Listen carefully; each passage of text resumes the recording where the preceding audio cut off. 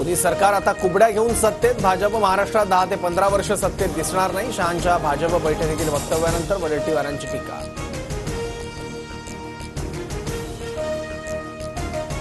दोन 2024 मध्ये जिंकू शकत नसल्याचं भाजपकडून मान्य. शहांच्या भाजप बैठकीतील वक्तव्यानंतर नाना पटोलेंची टीका.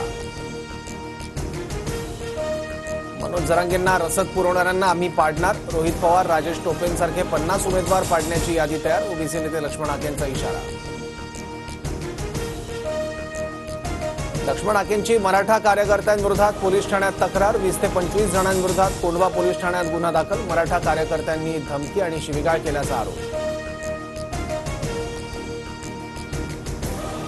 अक्षय शिंदे एन्काउंटर प्रकरणी राज्य सरकारकडून एकसदस्यीय चौकशी समिती स्थापन. निवृत्त न्यायमूर्ती दिलीप भोसले अक्षय शिंदे एन्काउंटर प्रकरणाची चौकशी करणार.